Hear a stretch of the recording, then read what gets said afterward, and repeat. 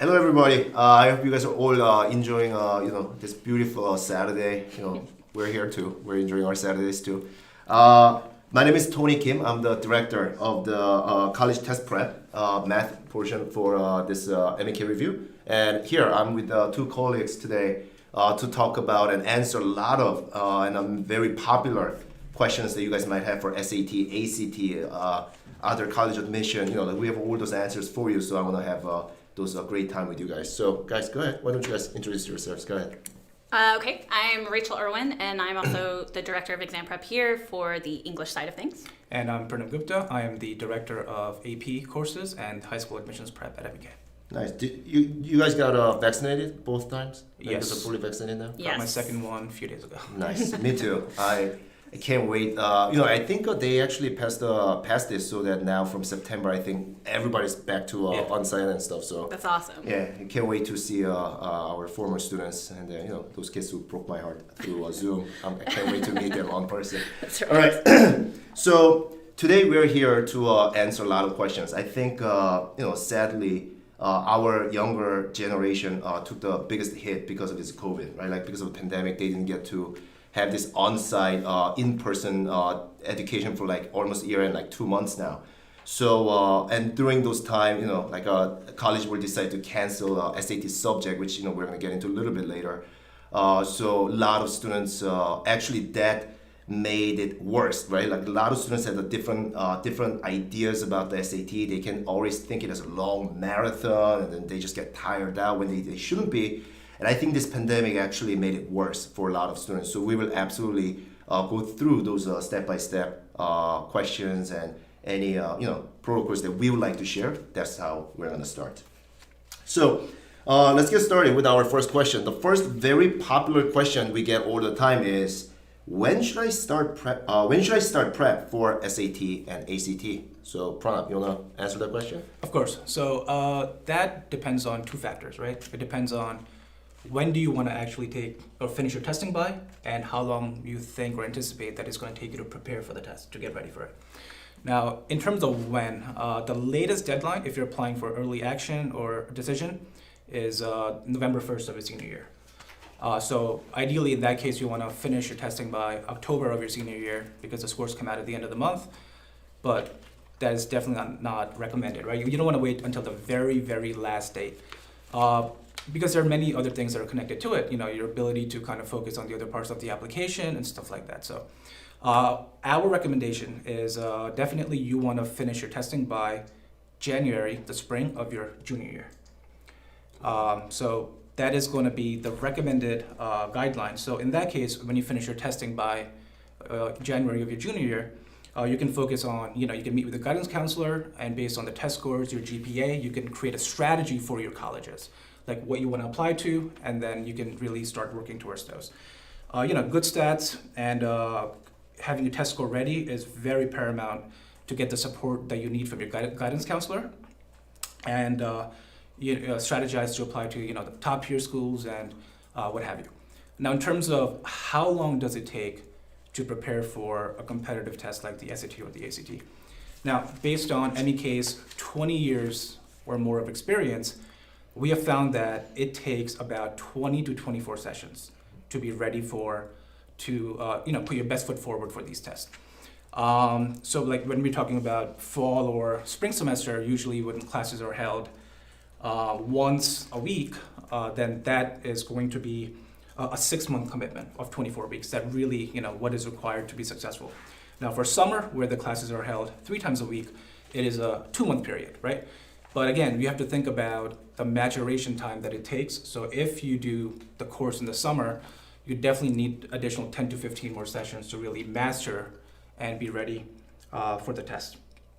Now, that is just preparing for the test strategy, and getting ready from that end of it. But really to see the bigger picture, and if you really want to surpass your goal score and solidify, the outcome, you need 6 additional months of prep. So we highly recommend you begin as early as possible. So 6 months so you can see the big picture, lay the foundation, and then do test training for about 6 months, and then be ready, to succeed.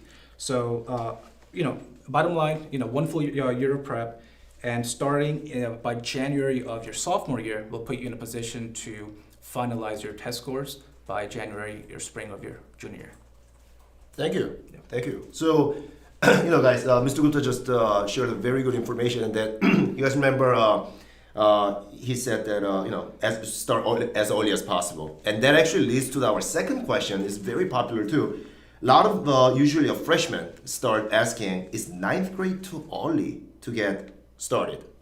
Ms. Rachel, you wanna answer that? Yeah, so kind of the short answer is no. It's not too early to start in the ninth grade. At MEK, we have something we call the 40-month project, which is the idea that we take you from your ninth grade year all the way till you're, filling out that last application for your colleges in your senior year.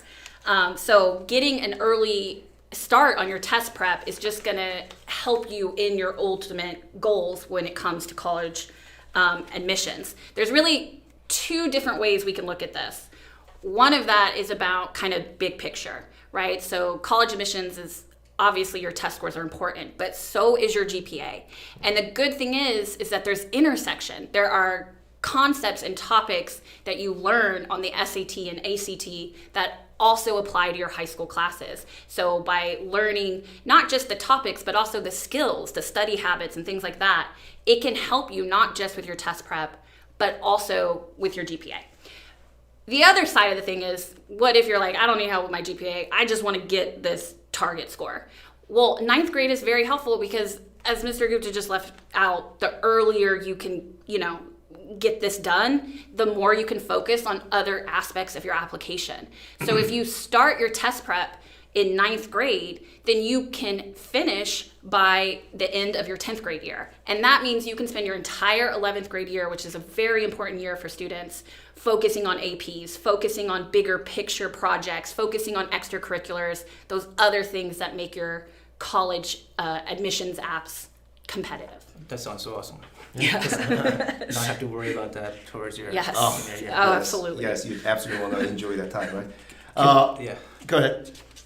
Go ahead. No, I just want to know, from my experience, students just don't understand the freedom that they get in a way, right? Yes. Yes. And Man, they don't yes. realize it until they accomplish, good timeline, and then it's crazy. Especially as someone who also teaches APs, 11th grade is such a tough year, and if you already have SAT out of the way, it just makes your life easier. Yeah, you're living a totally different world, right? So now, since we just talked about, I think we answered a very good question of is ninth grade too early? Now, of course, we always have the opposite spectrum of students, right? Like I always get students coming in and say, I'm in 11th grade, and then I want to take the test in June. Like, what do I do now, right? Like, am I too late, or should I take it in August? So the whole point, I'll answer this one. The whole point that I want to give to you guys is that if you are just taking a test as a sake of it, like, oh, maybe, like 2 months ago I got this score, I didn't do anything, but maybe if I take it, maybe no, do not expect that kind of magic or like a miracle to happen to you, right? Like, that does not happen, right? So I think this is a time, especially if you're 11th grade right now, I think this is a time for you to be realistic, right? You got to think about your target score. You got to think about your target school. And you got to think about your realistic score that you are at right now. And in order for you to do that, first of all, of course, you should take an evaluation. Because once you take the evaluation, we provide the evaluation with a very detailed category so that we know your strength and weakness, and then we can project how much you can improve in the given timeline. And then you can make a decision of either lowering your application, like a level, or your chances, like your target, or extend the period of time so that you can, because you can take it into August and then even October actually to hit the deadline, right? So knowing where you are is the most important thing. We have a lot of our competitors out there and telling you guys, right? Like we guaranteed score, we guarantee score. Like we don't, right? Like we are being realistic. We guarantee our quality, right? Like we do not want to guarantee any of the score. Score is the stuff that students will make, and it's just not that easy for the short period of time. So it is extremely important for you to take the evaluation and know where you are, and then measure your capability in the future. Okay. So after doing so, I think this is probably the question that I probably heard the most. Like, correct me if I'm wrong. I'm pretty sure you guys always hear this. SAT versus ACT. How do I choose? Which one is better? I like SAT better. I like ACT better. You guys hear that all the time, right? So I'm pretty sure you guys have a lot of good insight on that. So, Mr. Gupta, do you want to talk about that first? Sure. So, they serve similar purpose in terms of the bottom line, right? But in terms of the similarities, they're both reasoning tests. They can be used to, gain college admissions, from that end, and they both show how well student is set up to succeed during the first year of college and, the years to come. Now, even though they have a lot of similarities, the main key difference is the scope of the two tests.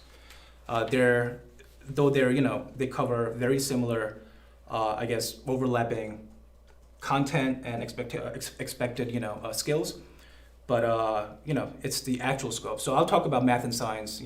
That's my expertise, and then I'll hand it over to Rachel. She's the English expert, so she can talk about the English part of it. But in terms of math, SAT is tests you up until Algebra 2. And for ACT math, it has topics that seep into pre-calculus. Also, the ACT has a separate section called science reading. And that does not mean that SAT does not, it doesn't have a separate section, but there are science passages in the reading section, right? But ACT has its own separate section called science reading. It's not a science section. You don't have to really know physics or biology, from your high school, but it is more like a reading comprehension with data and scientific passages. And in terms of the difficulty of the questions for math, for example, I would say ACT has a more broader scope. The amount of question types that come up on the ACT math, it is a lot more broader than SAT, which is more narrowly focused, but does require a deeper, investigation and understanding of what is being tested. Yeah, it's very similar for English. With ACT, it's a much broader topics. But that doesn't necessarily mean harder. Some of the topics are relatively easy. They're just certain rules or concepts you need to know. But it's a lot wider than what you would need to know for SAT. SAT tends to be a little deeper. It tends to have questions that, if we were to put it on a scale of 1 to 5, SAT is going to ask you questions that are like a 3, a 4, a 5 when it comes to difficulty. ACT, you'll have the whole range. You'll have one question, super easy, and then you'll have a couple harder questions and things like that. For the reading, it's a lot about timing. ACT, the questions are not as difficult as SAT, but you have to go a lot faster. So it's partly about knowing your own strengths, about what you are good at in order to determine which test you should take. Nice. I think that's awesome. So now, I think a lot of students, after they all hear it, and then especially those students who are very motivated and that they're very ambitious, they always ask this question too, right? Like, can I prepare SAT and AC at the same time? Is it even possible? So do you guys have an answer to that as well? Yeah, I think the short answer is definitely, right? In fact, that is a very good strategy in a way. There's a lot of overlapping skills that are required for both tests, and also a few non-overlapping ones. But in terms of a core foundation and test training, it is definitely possible to prepare for both. And actually, our program is designed in a way where students can eventually succeed. So a lot of times, a student prepares for the SAT, and this is a case we have had for many years, right? Mm-hmm. They end up taking the SAT, they get like a 15-20 out of, or whatever the score may be, and then with the foundation that they already have learned, they can leverage that and then take the ACT and end up getting maybe, let's say, a 36. We have so many cases where the value of 36 is higher than 15-20, and you don't have to submit 15-20. Like, you can just submit the better score. So this idea of preparing for both tests definitely is definitely possible, yes. Okay, I like that. So now, let's get to a little practical question now. Now, we do have a lot of students in the spring. They are asking, is the MEK summer program is going to be only virtual? So do you have an answer to that? Yeah. So the answer is, for now, yes. For now, we're planning for virtual, and I know that for some students that's kind of a bummer, because you've been doing virtual for a while and you might feel like, I am incompatible with virtual. It doesn't work for me. I don't like it. No. Okay. But that's not really true. Okay. You are incompatible with virtual if you approach it the exact same way that you approach on-site or if you are part of a program that approaches it the same way, okay? MEK, we don't do that. We have tried and tested ways that we are confident effectively take our program and everything that has been successful and good about our program for the last 20 plus years and have applied it to virtual. So we have kept everything that is good and effective about our program while adapting to the virtual setting, taking a more individualized approach for students who do need a little bit more help in a virtual setting, leveraging things like group dynamics in these virtual classes in order to make sure you can be successful. Mm-hmm. So we believe that any student can be successful at MEK virtually. Now, that being said, we are exploring some options for perhaps doing some on-site classes in the summer and fall. So kind of stay tuned for that. Be checking our promotional emails and our website to get updates on this summer. Nice. Thank you. So like kind of continuing with that, like we still do offer the on-site testing, at least with our closer campus. So Mr. Gupta, do you have kids always ask why do I can be quiet at home. I'm fine at home taking this test. Why do I have to take on-site test taken? Why do you recommend that? That's a very popular question as well. Can you answer that for us? Yeah, sure. It definitely sounds more convenient, right? Just to take the test at home and then prepare. But then the actual taking the test on the day of the actual test, it's like a foreign environment, right? You're at a different location that you're not used to. You have a proctor that you haven't been used to. So all of these variables that play into you successfully taking the test, it has to be done in a controlled environment, right? So on-site testing provides just that. It's a distraction-free way to train yourself, over and over. So you, on the day of the test, you can minimize, things that can negatively affect your experience. Actually, as you know, at Closer Campus, the MEK created a state-of-the-art facility, like a very safe facility for students to have their own individual testing pods and take the test in a distraction-free way. Each individual testing pod has its own ventilation system that ventilates the air, hospital grade every 15 minutes. And there's a very strict, cleaning regulations also. So students are provided like a very safe environment for them to practice and develop their own, test-taking strategies. Nice, thank you. Yeah, so guys, we are offering the free evaluation test until May 29th, guys. So if you guys want to experience this on-site testing, the beautiful description that Mr. Gupta just gave us, SAT and ACT, guys, whichever the test that you decide to choose, you guys can either email us, call us. I think on the website there should be a sign-up sheet up until May 29th, guys. We're going to have that SAT, ACT free evaluation event that you guys can participate in, right? So keep that in mind.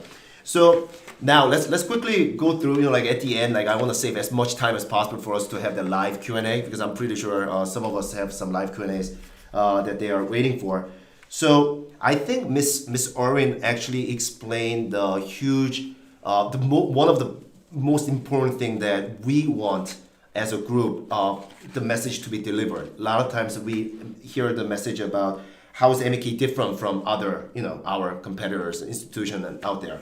Like what Ms. Irwin said, mentioned it earlier, even though we were changing all of these to a virtual setting, we try to keep our main core values as identical as possible, right? How MEK, how we could have been successful for past 20 plus years, right? From back in 1997, because we have the faith that we never want to change, which is our core value, which starts with very similar with the classic shuffle. I just wanted to quickly talk about that structure with you guys. I'm pretty sure, if you're a former MEK student or a parent, you guys already know about this.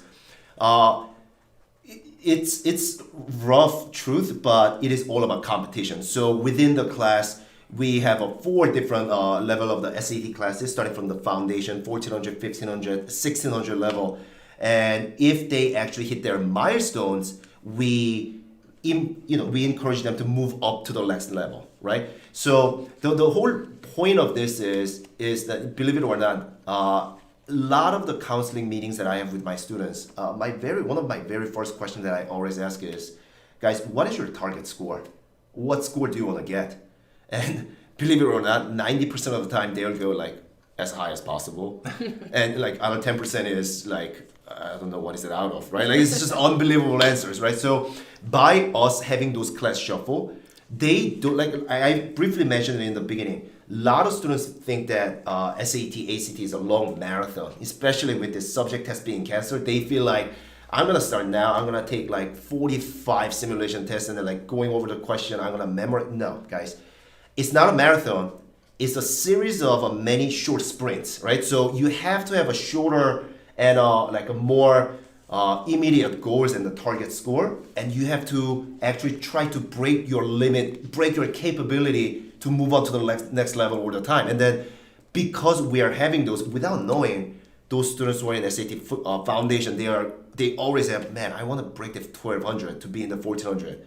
And students who are in the 1400, I want to break the 1350 to be in the SAT 1500. So we are kind of, without knowing, we're giving them competition, and also we're giving them opportunity to realize, oh wait, I have a minor goals that I have to hit. I have a milestones that I have to hit, right? So those are the main things. And then, you know, of course, we make a huge announcement in the class so that even though it's a Zoom, even though everybody's in their own room, like we make it feel like, oh man, I'm moving up to the next class, guys, so that they make it feel like as on-site as possible, right? So that's the huge different thing that I want to proudly say that why we are much better than others.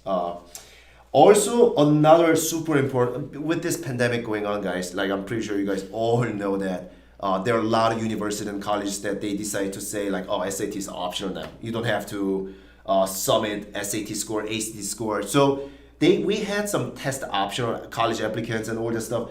Do you think this will continue this year also? You know, like as a college essay coach, I'm pretty sure you have more insight on that. Yeah, so probably. It's probably going to continue this year, and honestly, it's probably going to continue maybe for the next few years. But I think students have to understand what that means, test optional. Because if you look, for example, at Harvard, right?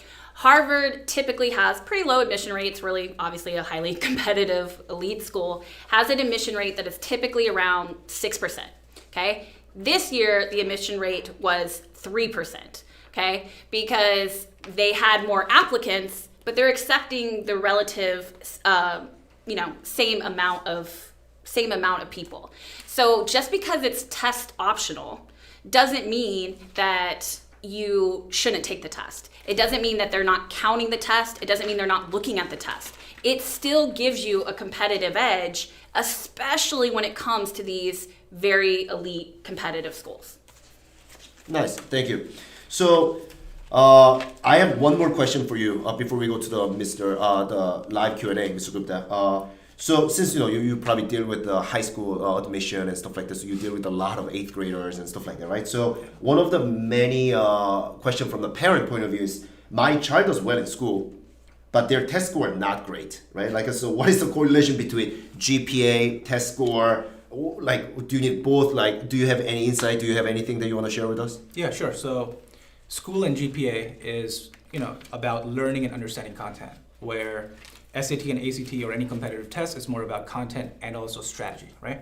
I mean, I'm a big tennis fan, so I'll give a quick tennis analogy, right? You can learn how to hit a forehand, backhand, all these different skills, but then does that prepare you to play a match, right?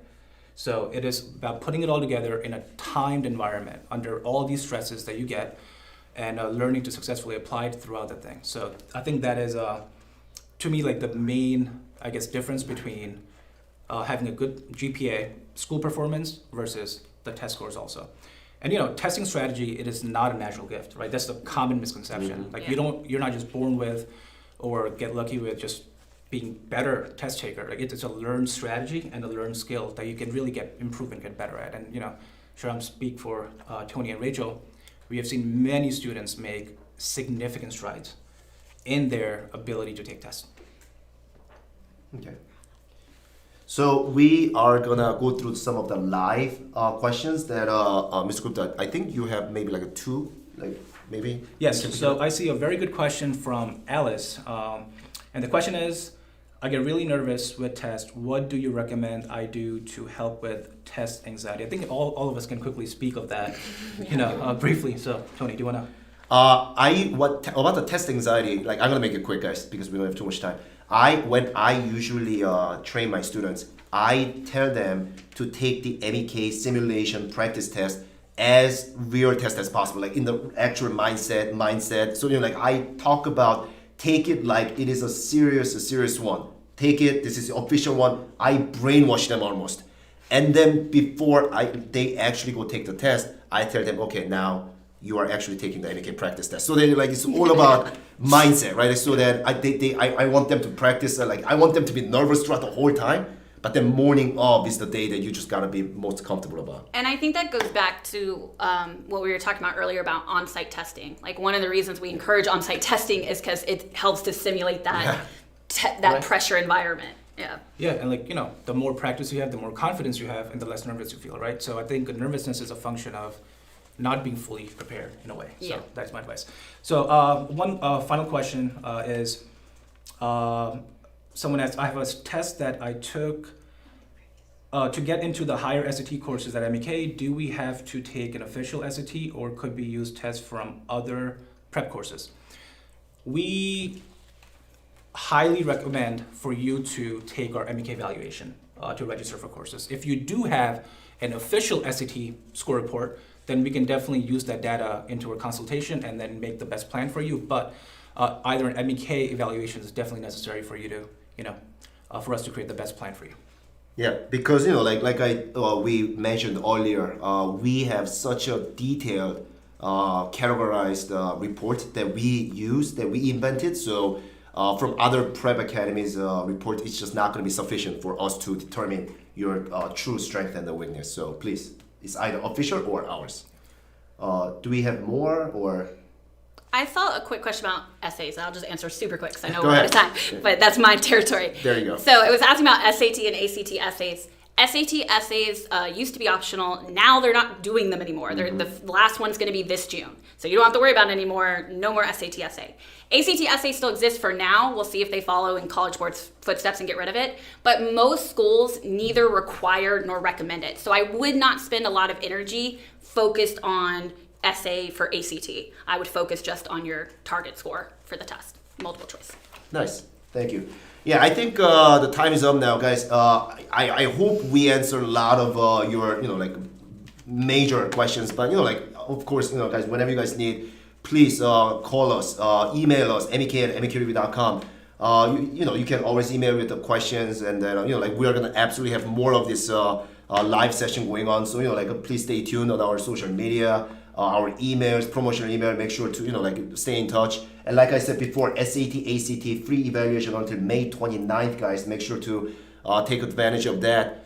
And I think it was very useful, and it was much more fun than I expected. So I don't know how you guys felt, but it was great. Definitely. And then guys, everybody, please stay safe. And then I really cannot wait to see all of you in person.